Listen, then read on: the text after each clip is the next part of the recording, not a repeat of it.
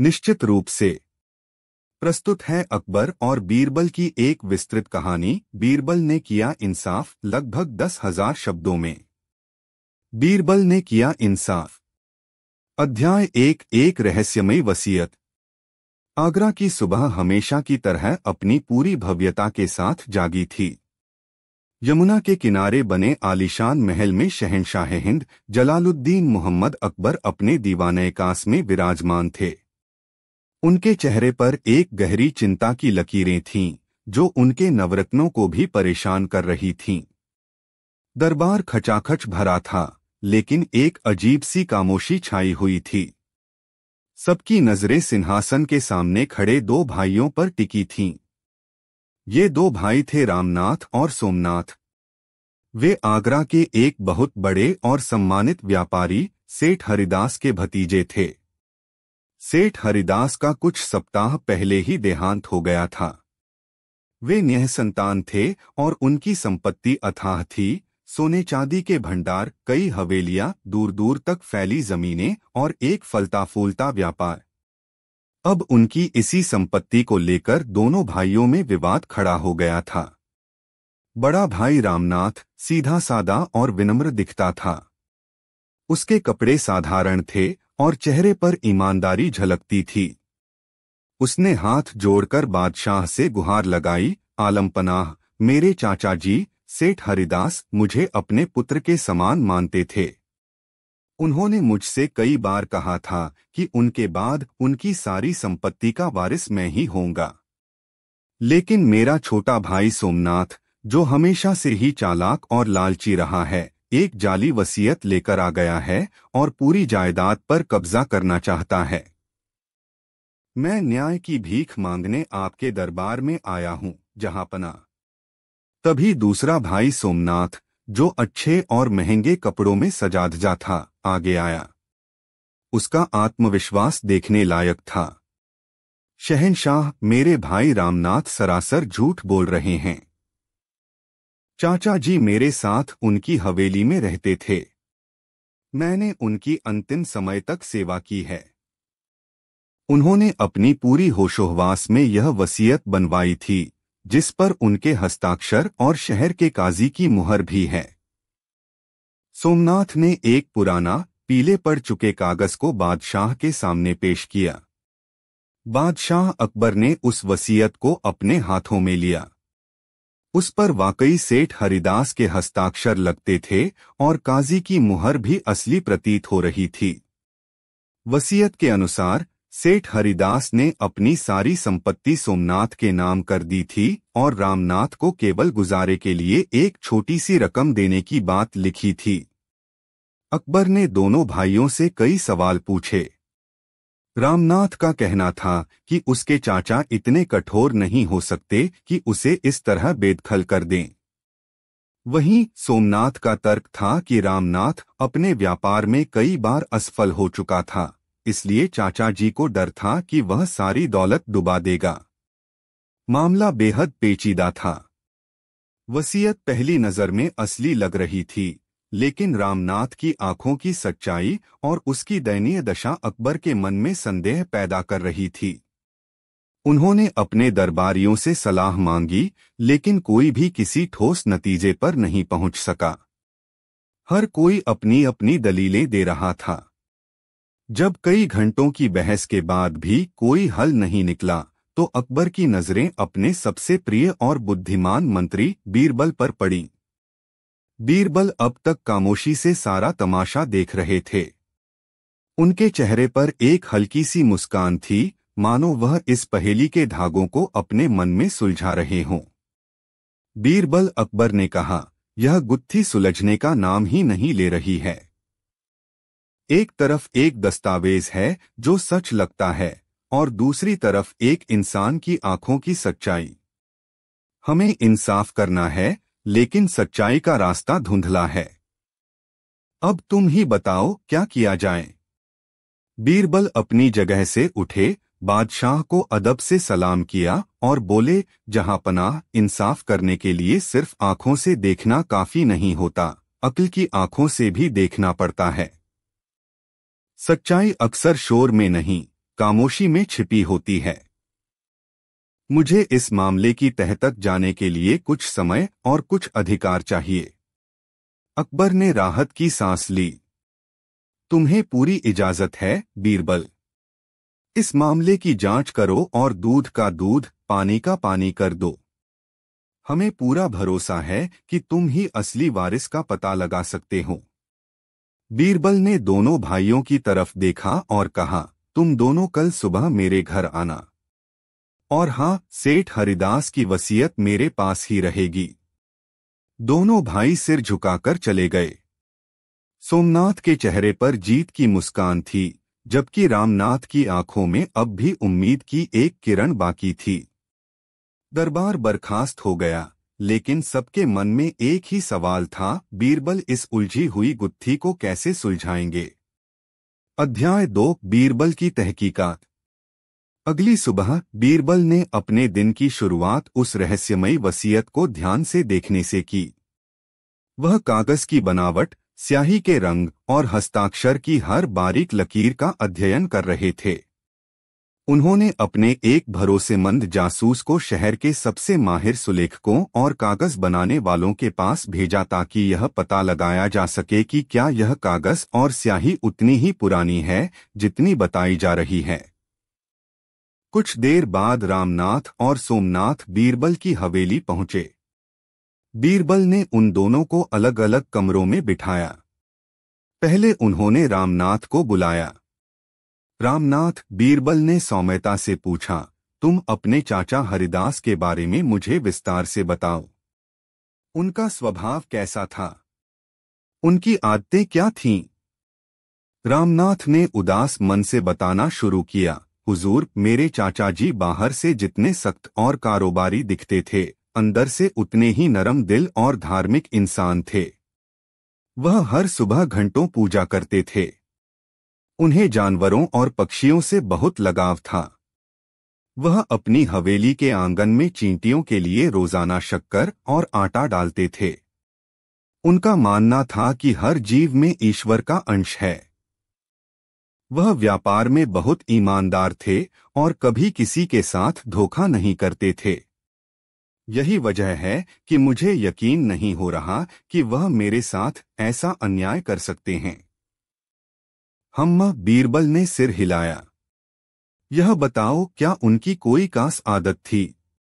कुछ ऐसा जो सिर्फ करीबी लोग ही जानते हों?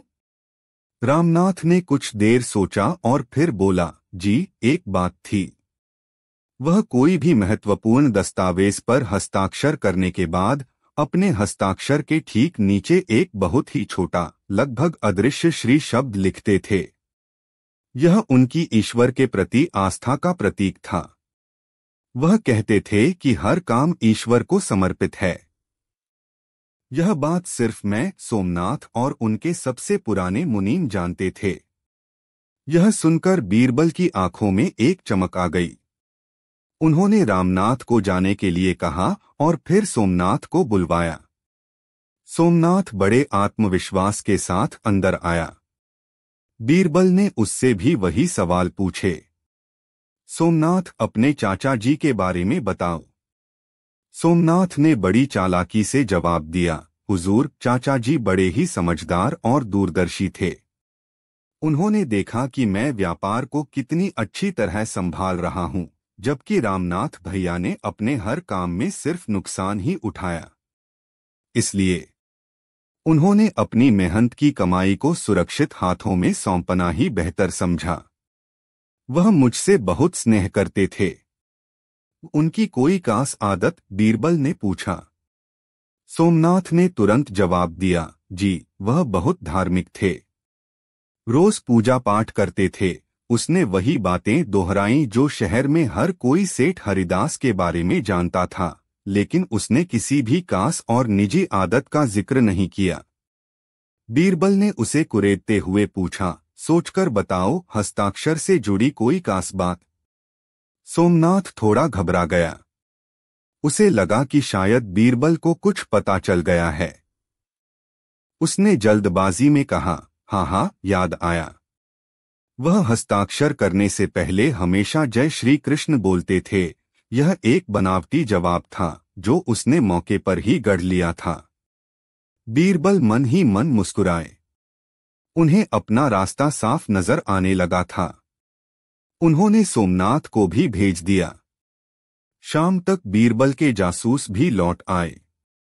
उन्होंने बताया कि वसीयत में इस्तेमाल किया गया कागज और स्याही तो पुरानी है, लेकिन सुलेखक का कहना था कि हस्ताक्षर में एक अजीब सी हड़बड़ाहट और कंपन है जो एक अभ्यस्त हाथ में नहीं होती। ऐसा लगता है जैसे किसी ने बहुत सावधानी से नकल करने की कोशिश की हो। अब बीरबल के पास लगभग सारे सुराग थे, लेकिन उन्हें दरबार में इसे साबित करना था। सिर्फ शक की बिनाह पर फैसला नहीं सुनाया जा सकता था। उन्हें एक ऐसा मजबूत सबूत चाहिए था जिसे कोई झुठला न सके। और इसके लिए बीरबल ने एक शानदार योजना बनाई। अध्याय 3 एक अप्रत्याशित मोड़। अगले कुछ दिनों तक बीरबल ने इस मामले पर खामोशी अख्तियार कर ली। उन्होंने न तो भाइयों को बुलाया न ही बादशाह से कोई चर्चा की।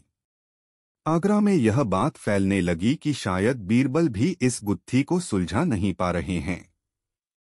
सोमनाथ का आत्मविश्वास और भी बढ़ गया।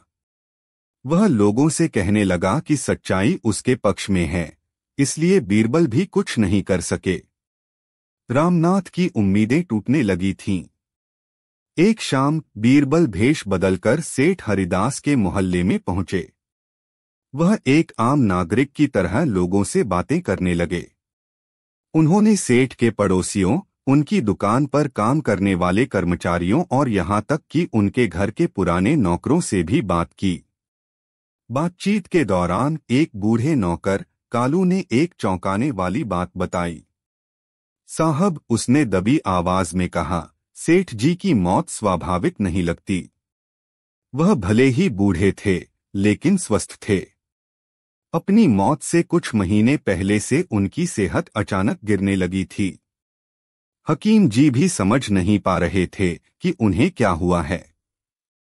सोमनाथ भैया ही उनकी सारी दवादारू का ख्याल रखते थे। वह किसी और को उनके पास फटकने भी नहीं देते थे। यह सुनकर बीरबल के कान खड़े हो गए। मामला सिर्फ जायदाद के फर्जीवाड़े का नहीं, बल्कि हत्या का भी हो सकता था। बीरबल ने कालू से और पूछा, क्या तुम्हें कुछ और अजीब लगा? कालू ने हिचकिचाते हुए कहा, सोमनाथ भैया अक्सर रात में किसी अनजान व्यक्ति से मिलते थे जो उन्हें कुछ जड़ी बूटियों की पुड़िया देता था। वह कहते थे कि यह सेठ जी के लिए ताकत की दवा है। लेकिन उन पुड़ियों को देने के बाद सेठ जी की हालत और बिगड़ जाती थी। अब बीरबल को पूरी कहानी समझ में आ गई थी। सोमनाथ ने सिर्फ जाली वसीयत ही नहीं बनाई थी, बल्कि उसने अपने चाचा को धीरे धीरे जहर देकर मारा था ताकि किसी को शक न हो। यह एक बेहद शातिर और घिनौनी साजिश थी। बीरबल ने शाही हकीम को गुप्त रूप से बुलवाया और उनसे उन जड़ी बूटियों के बारे में पूछा जो धीरे धीरे इंसान की जान ले सकती हैं। शाही हकीम ने कुछ ऐसे दुर्लभ जहरों का जिक्र किया जो शरीर में धीरे धीरे फैलते हैं और मौत को एक प्राकृतिक घटना जैसा बना देते हैं। अब बीरबल के पास मकसद, तरीका और अपराधी तीनों की तस्वीर साफ थी। लेकिन इसे दरबार में साबित करने के लिए एक नाटकीय मंच की जरूरत थी। एक ऐसा मंच जहां अपराधी खुद अपना गुनाह कबूल कर ले। अगले दिन बीरबल बादशाह अकबर के पास पहुंचे। जहां पनाह, मैंने अपनी जांच पूरी कर ली है। कृपया कल फिर से दीवान-ए-कास में दरबार लगाने का हुक्म दें। कल दूध का दूध और पानी का पानी हो जाएगा। अकबर, जो बीरबल की खामोशी से चिंतित थे, यह सुनकर प्रसन्न हुए। उन्होंने तुरंत अगले दिन विशेष दरबार का ऐलान करवा दिया। पूरे आगरा में यह खबर आग की तरह फैल गई। हर कोई यह देखने के लिए उत्सुक था कि बीरबल इस रहस्य से पर्दा कैसे उठाएंगे। अध्याय 4 न्याय का मंचन। अगली सुबह दीवान-ए-कास एक बार फिर खचाखच भरा हुआ था। बादशाह अकबर अपने सिंहासन पर विराजमान थे और उनके चेहरे पर उत्सुकता साफ झलक रही थी। रामनाथ और सोमनाथ कटघरे में खड़े थे। रामनाथ का चेहरा चिंता से पीला पड़ चुका था, जबकि सोमनाथ विजयी मुस्कान के साथ खड़ा था, जैसे उसे अपनी जीत का पूरा यकीन हो। बीरबल हाथ में वही वसीयत लिए हुए आगे आए। शहंशाह हिंद और दरबार में मौजूद सभी महानुभाव, बीरबल ने अपनी बुलंद आवाज में कहना शुरू किया, यह मामला जितना सीधा दिखता है उतना है नहीं। यह सिर्फ जायदाद का नहीं, बल्कि सच्चाई और झूठ, धर्म और अधर्म की लड़ाई है। उन्होंने दोनों भाइयों की तरफ देखा। सेठ हरिदास एक नेक और धार्मिक इंसान थे। उनकी आत्मा आज भी न्याय का इंतजार कर रही है। मैंने बहुत सोचा कि इस गुत्थी को कैसे सुलझाया जाए। फिर मुझे एक उपाय सूझा। बीरबल ने अपने एक सहायक को इशारा किया। वह सहायक एक जलता हुआ अंगारों का पात्र लेकर आया। दरबार में मौजूद सभी लोग हैरान रह गए। बीरबल ने कहा, चूंकि यह वसीयत ही सारे झगड़े की जड़ है, तो क्यों न इसी से पूछा जाए कि सच क्या है। मेरे हाथ में जो वसीयत है, कहते हैं कि यह सेठ हरिदास ने लिखी है। अगर यह सच है तो एक पुण्यात्मा के हाथ से लिखे कागज को आग भी नहीं जला सकती, और अगर यह झूठ है तो यह पल भर में जलकर राख हो जाएगी।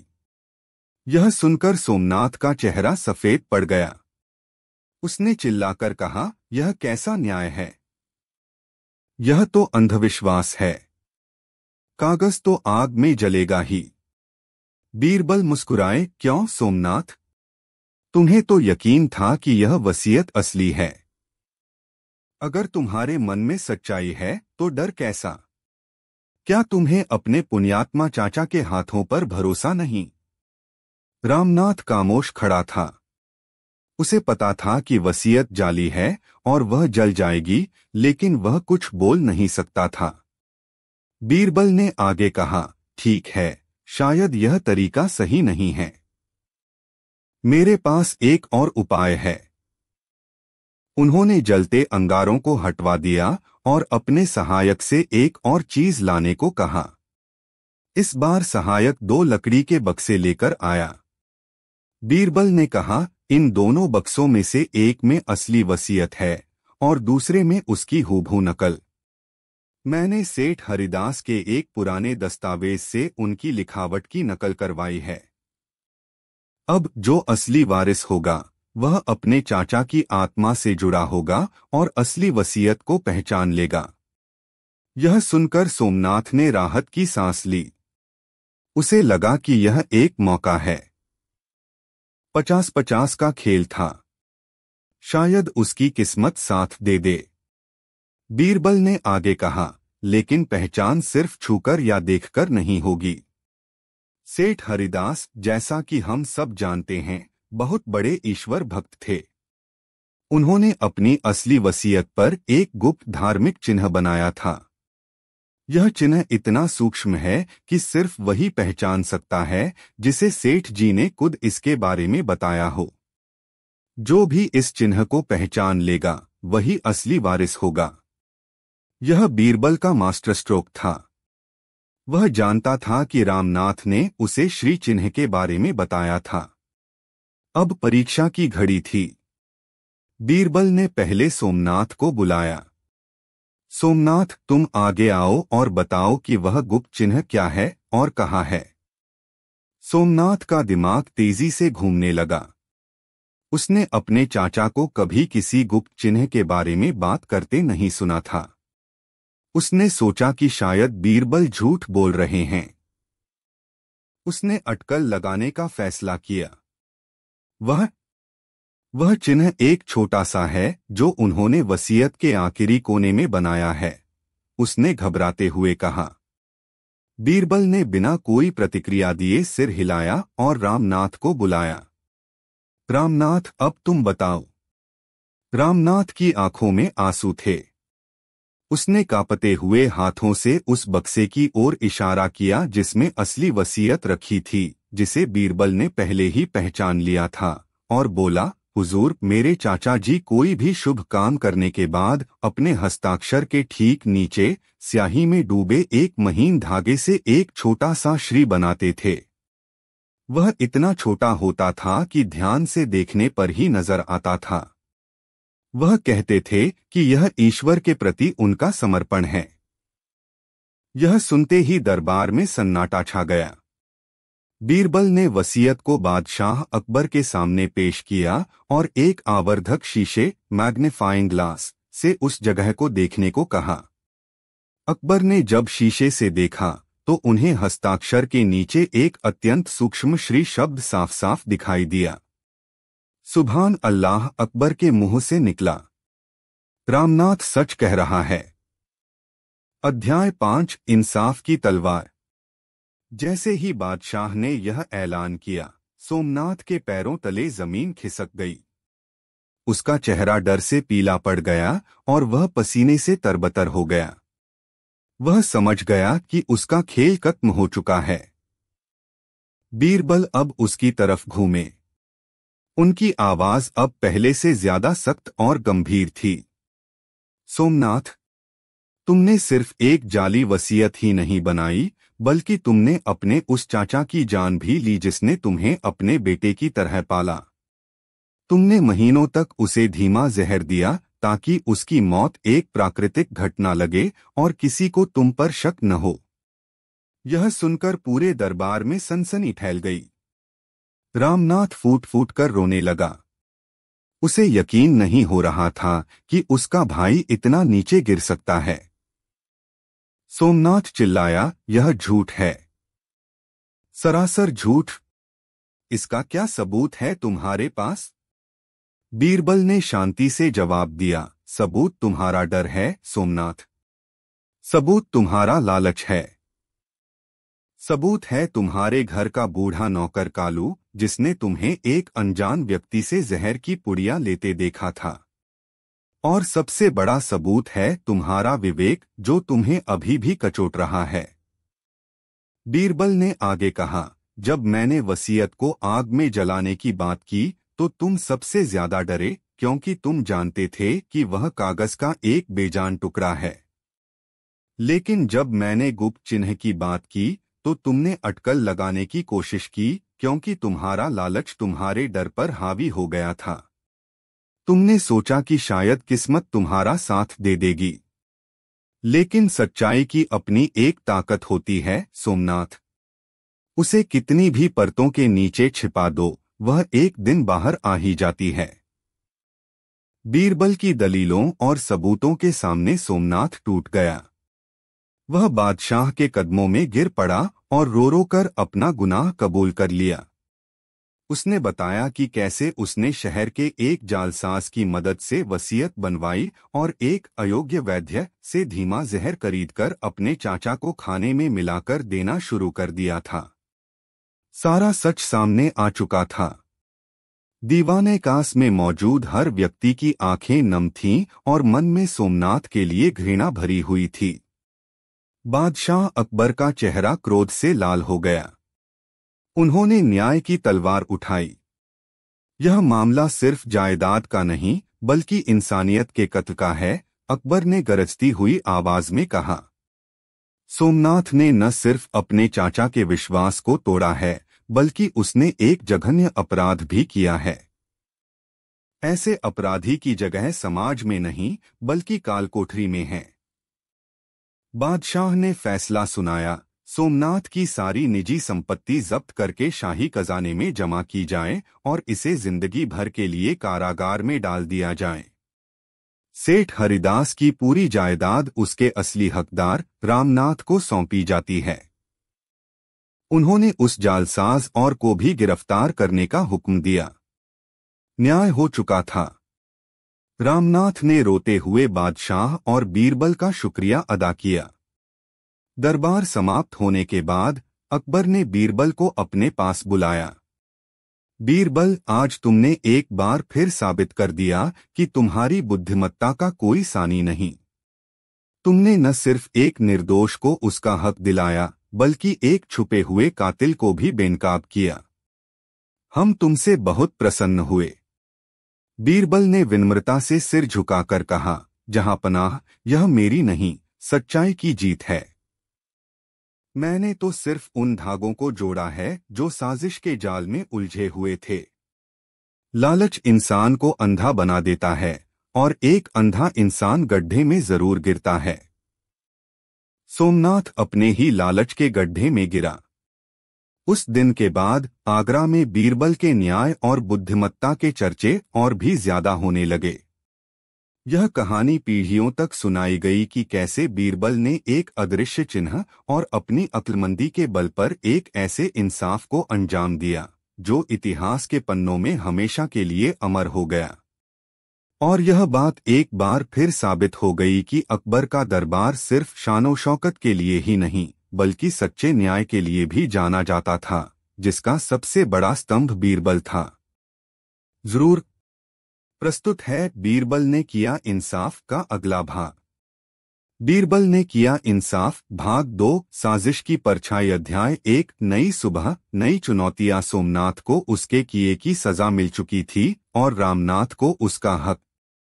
सेठ हरिदास की विशाल संपत्ति और व्यापार अब रामनाथ के हाथों में था।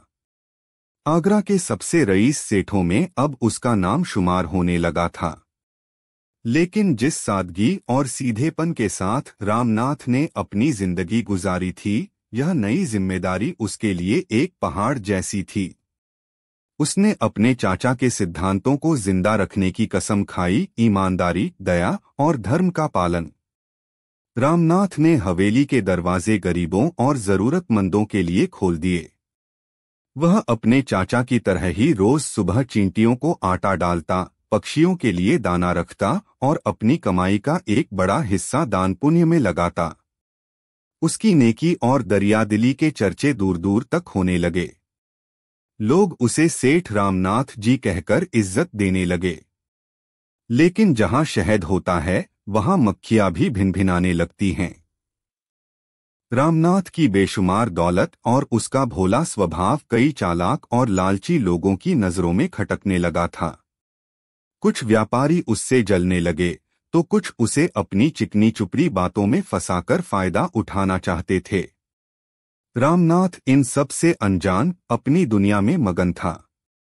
उसने अपने व्यापार को संभालने के लिए कुछ नए मुनीम और प्रबंधक रखे थे, क्योंकि अकेला वह सब कुछ नहीं देख सकता था। लगभग 6 महीने बीत गए। सब कुछ ठीक ठाक चल रहा था। एक दिन आगरा के कोतवाल शहर के पुलिस प्रमुख अपने सिपाहियों के साथ सेठ रामनाथ की हवेली पहुंचे। रामनाथ ने उनका आदर सत्कार किया और आने का कारण पूछा। कोतवाल ने गंभीर चेहरे के साथ कहा, सेठ रामनाथ, हमें आपके खिलाफ एक गंभीर शिकायत मिली है। आपके गुजरात जाने वाले माल के जहाज में से एक में तस्करी का सामान पकड़ा गया है। यह सुनकर रामनाथ के पैरों तले जमीन खिसक गई। तस्करी? यह नामुमकिन है। कोतवाल साहब, आप जरूर कोई गलती कर रहे हैं। मेरे खानदान ने आज तक एक भी गलत काम नहीं किया। कोतवाल ने एक सरकारी पत्र दिखाते हुए कहा, हमारे खुफिया तंत्र ने खबर दी थी। जब आपके माल की जांच की गई तो मसालों के बोरों के नीचे छिपाकर रखे गए विदेशी बिना कर चुकाए रेशम के थान मिले हैं। यह सल्तनत के कानून के खिलाफ एक संगीन जुर्म है। आपको हमारे साथ कोतवाली चलना होगा। रामनाथ की दुनिया उजड़ गई। जिस इज्जत को कमाने के लिए उसने और उसके चाचा ने पूरी जिंदगी लगा दी, वह एक पल में मिट्टी में मिलती दिख रही थी। उसे हथकड़ी तो नहीं लगाई गई, लेकिन सिपाहियों के घेरे में कोतवाली ले जाया गया। पूरे बाजार में यह खबर आग की तरह फैल गई। जो लोग कल तक उसकी तारीफ करते नहीं थकते थे, आज कानाफूसी कर रहे थे। बड़ा सीधा बनता था, देखो तो कितना बड़ा चोर निकला। रामनाथ को अपनी बेगुनाही का पूरा यकीन था, लेकिन उसे यह भी समझ आ गया था कि यह कोई गहरी साजिश है। उसे इस मुश्किल घड़ी में सिर्फ एक ही इंसान का ख्याल आया, बीरबल। कोतवाली से जमानत पर छूटने के बाद रामनाथ सीधा बीरबल की हवेली की ओर भागा। उसकी आंखों में आंसू थे और चेहरे पर बेबसी। उसने बीरबल के कदमों में गिरकर सारी कहानी कह सुनाई। हुजूर बीरबल, आपने ही मुझे इंसाफ दिलाया था। आज मेरी इज्जत फिर दांव पर है। मैंने कोई गुनाह नहीं किया, फिर भी मैं एक मुजरिम बन गया हूं। मुझे बचाइए हुजूर। यह जरूर किसी की साजिश है। बीरबल ने उसे उठाकर शांत किया। उन्होंने रामनाथ की आंखों में वही पुरानी सच्चाई देखी। बीरबल समझ गए कि एक सीधा सादा पेड़ अक्सर तूफानों का पहला निशाना बनता है। धीरज रखो रामनाथ, बीरबल ने कहा। सच्चाई आग की तरह होती है, उसे राख से ज्यादा देर तक ढका नहीं जा सकता। मैं इस मामले की तह तक जाऊंगा। तुम मुझे अपने व्यापार और कर्मचारियों के बारे में सब कुछ विस्तार से बताओ, खासकर उन लोगों के बारे में जिन्हें तुमने हाल ही में काम पर रखा है। रामनाथ ने अपनी याददाश्त पर जोर डालना शुरू किया। बीरबल के दिमाग में एक नई और भी जटिल पहेली ने जन्म ले लिया था। उन्हें एहसास हो गया था कि यह साजिश की सिर्फ एक परछाई है। असली साजिश करने वाले अभी भी अंधेरे में छिपे हैं। अध्याय 2 साजिश के छुपे हुए चेहरे। बीरबल ने अपनी तहकीकात शुरू कर दी। उनका पहला शक इस बात पर था कि तस्करी की खबर कोतवाल तक पहुंची कैसे। यह जरूर किसी ऐसे व्यक्ति का काम था जो रामनाथ के व्यापार की अंदरूनी जानकारी रखता हो। बीरबल ने भेष बदलकर बंदरगाह और बाजार में घूमना शुरू किया। उन्होंने उन मजदूरों से बात की जिन्होंने रामनाथ का माल जहाज पर लादा था। कई दिनों की पूछताछ के बाद एक बूढ़े मजदूर ने बताया कि माल लादने वाली रात रामनाथ के एक नए प्रबंधक केशव ने उन्हें कुछ देर के लिए वहां से हटा दिया था। उसने कहा था कि कुछ खास और नाजुक सामान लादा जाना है जिसे वह खुद अपनी निगरानी में रखवाएगा। बीरबल के कान खड़े हो गए। यह केशव वही व्यक्ति था जिसका जिक्र रामनाथ ने किया था। रामनाथ ने बताया था कि केशव बहुत होशियार और मेहनती है और कुछ ही महीनों में उसने उसका भरोसा जीत लिया था। बीरबल ने अपने जासूसों को केशव पर नजर रखने का हुक्म दिया। कुछ ही दिनों में जासूसों ने एक चौंकाने वाली खबर दी। केशव अक्सर रात के अंधेरे में शहर के बाहरी इलाके में स्थित एक हकीम की दुकान पर जाता था। यह कोई आम हकीम नहीं था।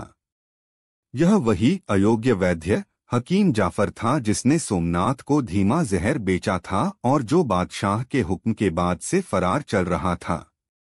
अब बीरबल के सामने तस्वीर साफ होने लगी थी। यह सिर्फ लालच का मामला नहीं था, यह बदले की आग थी।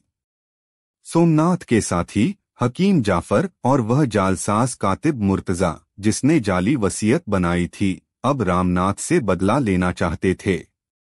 वे उसे बर्बाद करके शायद यह भी साबित करना चाहते थे कि बीरबल का पिछला फैसला गलत था। बीरबल जानते थे कि सिर्फ केशव को पकड़ने से काम नहीं चलेगा। उन्हें मुख्य साजिशकर्ताओं जाफर और मुर्तजा को रंगे हाथों पकड़ना था, और वह भी ऐसे कि वे अपने गुनाह से मुकर न सकें। इसके लिए बीरबल ने एक जाल बिछाने का फैसला किया। उन्होंने रामनाथ को बुलवाया और उसे अपनी योजना समझाई। रामनाथ, अब तुम्हें वही करना होगा जो मैं कहूंगा। तुम्हें एक नाटक करना होगा। रामनाथ ने घबराते हुए पूछा, कैसा नाटक हुजूर? बीरबल मुस्कुराए, एक अमीर, बर्बाद और हताश सेठ का नाटक। तुम्हें पूरे शहर में यह खबर फैलानी होगी कि इस तस्करी के मामले ने तुम्हें तोड़ दिया है। तुम्हारा व्यापार ठप्प हो गया है और तुम कर्ज में डूब गए हो। अपनी हवेली और कुछ कीमती सामान बेचने की अफवाह भी उड़ा दो। रामनाथ को यह योजना समझ नहीं आई, लेकिन उसे बीरबल पर पूरा भरोसा था। उसने वैसा ही करना शुरू कर दिया। अध्याय 3 जाल में फंसी मछली। रामनाथ ने बीरबल के कहे अनुसार नाटक करना शुरू कर दिया। वह बाजार में उदास और परेशान दिखने लगा। उसने अपने कुछ वफादार कर्मचारियों के जरिए यह अफवाह फैलानी शुरू कर दी कि सेठ रामनाथ दिवालिया होने की कगार पर हैं। यह खबर हकीम जाफर और कातिब मुर्तजा तक भी पहुंची। वे अपनी पहली जीत पर जश्न मनाने लगे। उन्हें लगा कि उनका बदला पूरा हो रहा है। अब बीरबल ने अपनी चाल का अगला हिस्सा चला। उन्होंने रामनाथ से कहा कि वह अपने सबसे भरोसेमंद प्रबंधक केशव को बुलाएं। जब केशव आया तो रामनाथ ने बड़ी हताशा और बेबसी दिखाते हुए कहा, केशव, तुम ही मेरे सबसे भरोसेमंद आदमी हो। सब कुछ खत्म हो गया। सल्तनत ने मेरे व्यापार पर रोक लगा दी है। मुझ पर भारी जुर्माना लगाया गया है। अगर मैंने यह जुर्माना नहीं चुकाया तो मुझे जेल हो जाएगी। केशव ने झूठी हमदर्दी दिखाते हुए कहा, मालिक, आप हिम्मत मत हारिए। कोई न कोई रास्ता जरूर निकलेगा। रामनाथ ने उसकी आंखों में झांकते हुए कहा, एक रास्ता है केशव, एक आखिरी रास्ता। मेरे तहखाने में मेरे पुरखों के जमाने के कुछ जवाहरात हैं जिनकी कीमत लाखों में है। अगर हम उन्हें चुपके से किसी दूसरे राज्य में ले जाकर बेच दें तो मैं इस मुसीबत से निकल सकता हूं। यह काम बहुत खतरनाक है, लेकिन मेरे पास और कोई चारा नहीं। क्या तुम इसमें मेरी मदद करोगे? मैं तुम्हें इस दौलत का 10वां हिस्सा दूंगा। केशव की आंखों में लालच की चमक दौड़ गई। उसे लगा कि यह सोने का मौका है।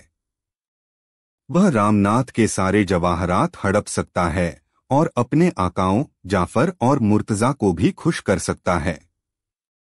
उसने तुरंत हामी भर दी, मालिक, आप चिंता न करें। मैं अपनी जान पर खेलकर भी यह काम करूंगा, केशव ने कहा। केशव ने यह सारी जानकारी तुरंत हकीम जाफर को दी। जाफर और मुर्तजा ने एक नई और भी भयानक योजना बनाई। उन्होंने सोचा कि वे केशव की मदद से जवाहरात के संदूक को रास्ते में ही बदल देंगे। असली जवाहरात वे रख लेंगे और संदूक में पत्थर भरकर उसे आगे भेज देंगे। जब रामनाथ दूसरे राज्य में पकड़ा जाएगा तो उस पर एक और इल्जाम लगेगा, धोखाधड़ी का। इस बार उसे कोई नहीं बचा पाएगा। उन्होंने केशव को संदूकों की अदलाबदली की पूरी योजना समझा दी।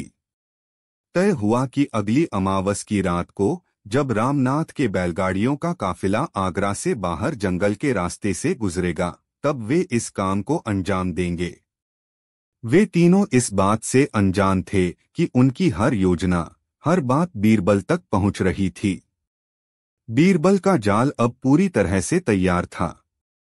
अध्याय 4, न्याय का दूसरा अध्याय। अमावस की काली रात।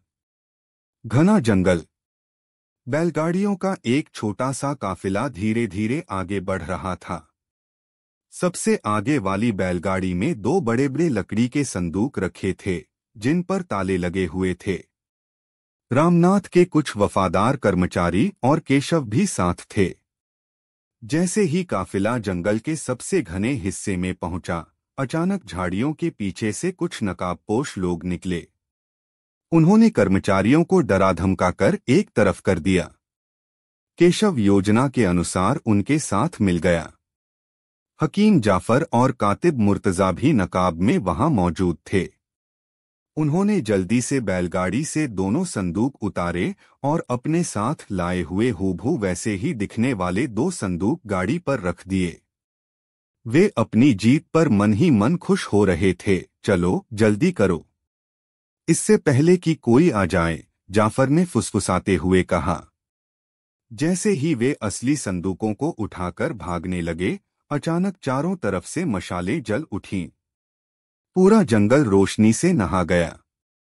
उन्होंने देखा कि वे बादशाह अकबर के सिपाहियों से घिरे हुए हैं और उनके सामने स्वयं बीरबल खड़े थे, चेहरे पर एक शांत मुस्कान लिए। कहीं जाने की इतनी जल्दी क्या है हकीम साहब, बीरबल ने कहा। असली मेहमानवाजी तो अब शुरू होगी। जाफर, मुर्तजा और केशव के होश उड़ गए। वे समझ गए कि वे बीरबल के जाल में बुरी तरह फंस चुके हैं। उन्होंने भागने की कोशिश की, लेकिन सिपाहियों ने उन्हें पकड़ लिया।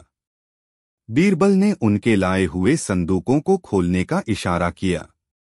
जब उन्हें खोला गया तो उनमें जवाहरात की जगह पत्थर और रेत भरी हुई थी। फिर बीरबल ने उन संदूकों को खोला जिन्हें जाफर और उसके साथी असली समझकर ले जा रहे थे। जब वे खुले तो दरबार में मौजूद सभी लोगों की आंखें खुली रह गईं। उन संदूकों में जवाहरात नहीं बल्कि एक पत्र रखा हुआ था। बीरबल ने उस पत्र को उठाया और बुलंद आवाज में पढ़ा, साजिश करने वालों के लिए शहंशाह हिंद का तोहफा। तुम्हारा लालच और तुम्हारी नफरत ही तुम्हें यहां तक खींच लाई है। न्याय की चक्की धीमी चलती है पर पीसती बहुत बारीक है। तुम्हारी अगली सुबह आगरा की कालकोठरी में होगी। अध्याय 5 इंसाफ की मशाल। अगले दिन दीवान-ए-खास एक बार फिर न्याय का गवाह बनने के लिए सजा हुआ था। बादशाह अकबर सिंहासन पर विराजमान थे और उनके चेहरे पर संतोष का भाव था। कटघरे में हकीम जाफर, कातिब मुर्तजा और केशव सिर झुकाए खड़े थे। बीरबल ने पूरी साजिश का पर्दाफाश किया। उन्होंने बताया कि कैसे इन तीनों ने मिलकर न सिर्फ एक बेगुनाह रामनाथ को फंसाने की कोशिश की बल्कि सल्तनत के कानून को भी चुनौती दी। केशव ने रो रो कर अपना गुनाह कबूल कर लिया और बताया कि वह हकीम जाफर के कर्ज के बोझ तले दबा हुआ था और उसे ब्लैकमेल किया गया था। बादशाह अकबर का चेहरा क्रोध से तमतमा उठा। जिन अपराधियों को हमने फरार घोषित किया था वे हमारी ही नाक के नीचे एक और साजिश रच रहे थे। यह सल्तनत की तौहीन है। उन्होंने फैसला सुनाया। हकीम जाफर और कातिब मुर्तजा सोमनाथ के गुनाहों में बराबर के शरीक थे और उन्होंने पश्चाताप करने के बजाय नफरत का रास्ता चुना। इन दोनों को भी सोमनाथ के साथ जिंदगी भर के लिए कारागार में डाल दिया जाए। इनकी सारी संपत्ति जब्त करके रामनाथ को हुए नुकसान की भरपाई में दी जाए। केशव ने चूंकि सच बताकर शाही काम में मदद की है इसलिए उसे 3 साल के कारावास की सजा दी जाती है। एक बार फिर न्याय की जीत हुई। रामनाथ का नाम पूरी तरह से साफ हो चुका था। इस घटना ने उसे एक बड़ा सबक सिखाया। उसे समझ आ गया था कि सिर्फ नेक होना काफी नहीं है, दुनिया में रहने के लिए होशियार और सतर्क रहना भी जरूरी है। दरबार के बाद अकबर ने अकेले में बीरबल से कहा, बीरबल, तुमने एक बार फिर साबित कर दिया कि नेकी की रक्षा के लिए बुद्धिमानी एक ढाल की तरह है। रामनाथ जैसे लोगों की वजह से दुनिया में अच्छाई कायम है और तुम जैसे लोगों की वजह से वह अच्छाई सुरक्षित है। बीरबल ने विनम्रता से उत्तर दिया, जहां पनाह, इंसाफ कोई मंजिल नहीं बल्कि एक सफर है। जब तक समाज में लालच और नफरत जैसी बुराइयां रहेंगी तब तक न्याय की मशाल को जलाए रखना हम सबका फर्ज है। आगरा के आसमान पर सूरज एक नई चमक के साथ उगा। सेठ रामनाथ ने अपने व्यापार को और भी मजबूती से संभाला, लेकिन अब उसकी आंखों में भोलेपन के साथ साथ एक समझदारी की चमक भी थी। और बीरबल, वह हमेशा की तरह अगली पहेली, अगली चुनौती और अगले इंसाफ के इंतजार में थे, क्योंकि वह जानते थे कि बादशाह अकबर की सल्तनत में हर किसी को न्याय मिलना ही चाहिए।